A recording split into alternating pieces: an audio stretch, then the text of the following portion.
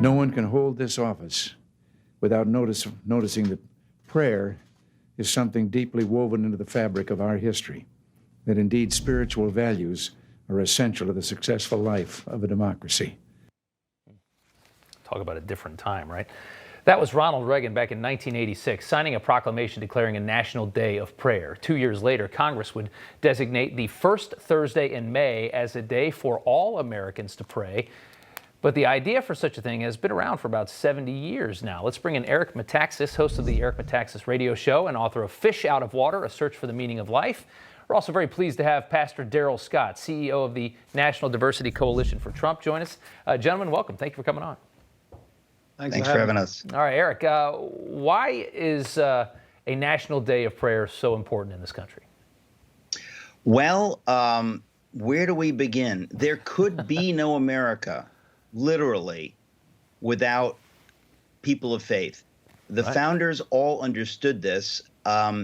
We don't teach this in schools. Most of us have forgotten this, but it's kind of like math. There is no way for us to have robust freedom the way that we do. We're losing it, but we have had it principally because of the strength of communities of faith in America. Because the founders understood the importance of faith to liberty, they said we have to have freedom of religion. So they said we're going to separate church and state so the government cannot interfere in people of faith doing what they do. The founders all wanted faith to be as robust as possible, but they knew they could not force it through the government. It had to come from the people. So Americans really need to be more religious. The more we turn to God, the more we will have freedom. The founders knew that, and I'm glad that, you know, we have the National Day of Prayer, thanks to Dr. Dobson, who, with his wife Shirley in 1988, said, we're going to make it a regular thing.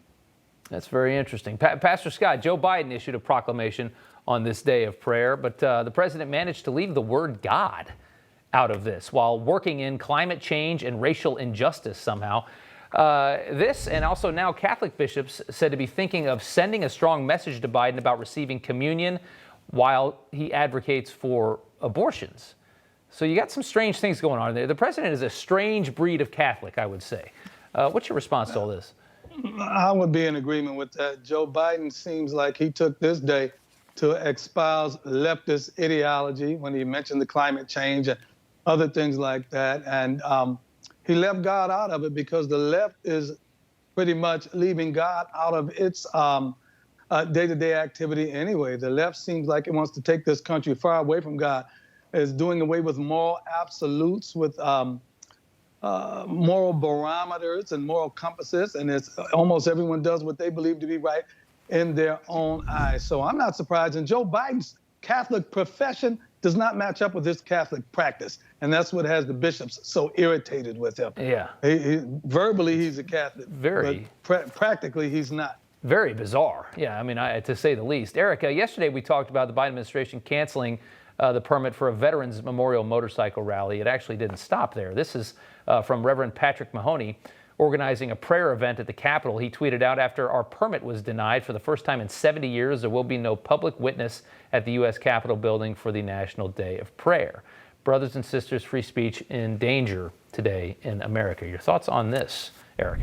Well, look, it's very simple. The left, they used to be liberal. They have slid increasingly left. The Democratic Party today, I don't mean every person who voted Democrat, but the platform of the party today and their policies have gone so far left that they are moving toward big state government, which is effectively pushing God out. And so they're doing it aggressively.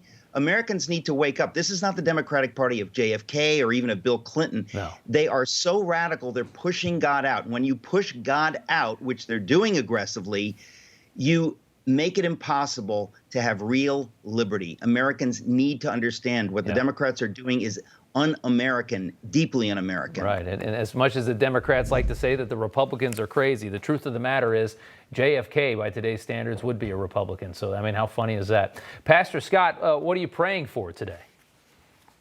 Well, you know, I said that earlier. I had stated that even as today was the National Day of Prayer, it would be a nice day to set aside as a National Day of Repentance. America needs to get back on track with God.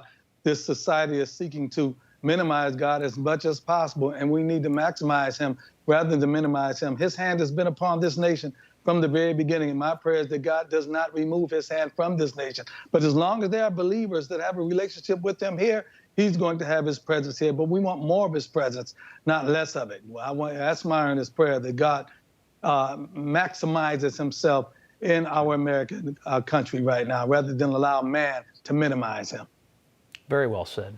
Pastor Darrell Scott and Eric Metaxas, gentlemen, thank you so much for coming on. Thank you. All right.